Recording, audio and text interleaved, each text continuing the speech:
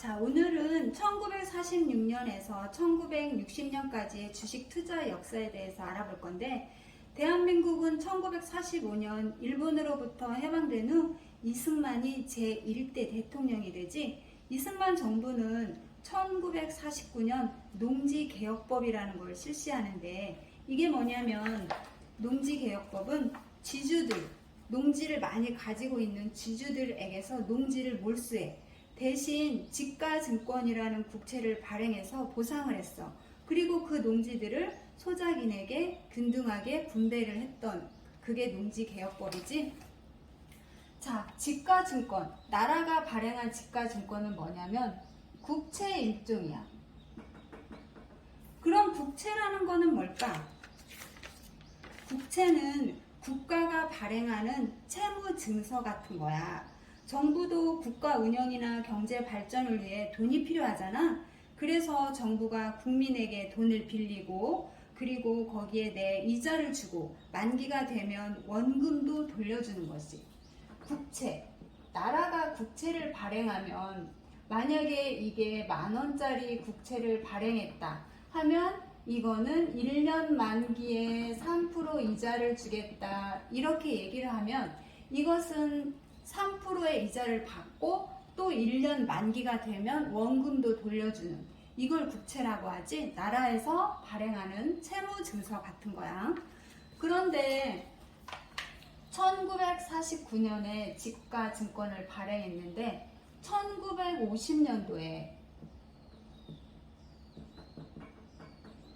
남북 전쟁이 나지. 6.25 전쟁.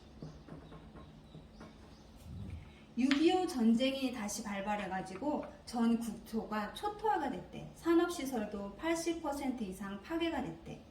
이때 지가증권을 받았던 지주들 있잖아. 지주들은 너무 힘이 들어가지고 이 지가증권을 많이 생계 유지를 위해서 많이 팔았다는 거야.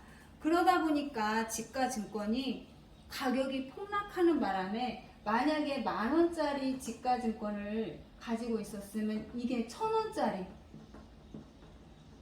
10% 정도의 가치밖에 안 되는 그런 지역도 있을 정도로 지가가 아주 폭락을 했대.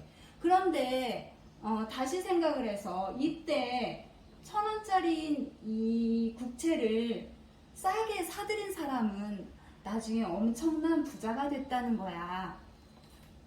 자, 여기에서 봤을 때 1949년 지가증권을 발행하고 1950년 후반에는 건국국채를 발행하고 그래서 1946년에서 1960년대 그 사이에는 주식보다는 국채가 국채 중심의 시장이었다. 이렇게 말할 수 있을 것 같아. 자, 이때 지가증권을 많이 싸게 산 사람들이 있잖아. 그런 사람들은 나중에 이 지가증권을 일본인 귀속 재산, 일본인들이 1945년 광복 이후에 자기 나라로 돌아가면서 그들이 갖고 있는 재산을 모두 우리나라에 두고 갔잖아. 그것을 일본인 귀속 재산이라고 하는데 거기 그 재산을 살 수 있는 사람들은 어떤 사람들이야? 돈을 가지고 그때 마침 돈을 가지고 있는 사람들이었겠지.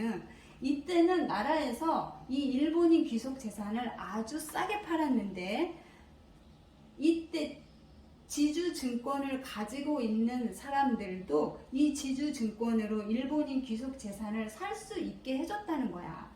그리고 이게 10,000원짜리 지주증권이라면 이게 10%까지 떨어졌다고 했지만 국가에서는 그 지가증권을 그 액면 그대로 다 인정을 해줬어.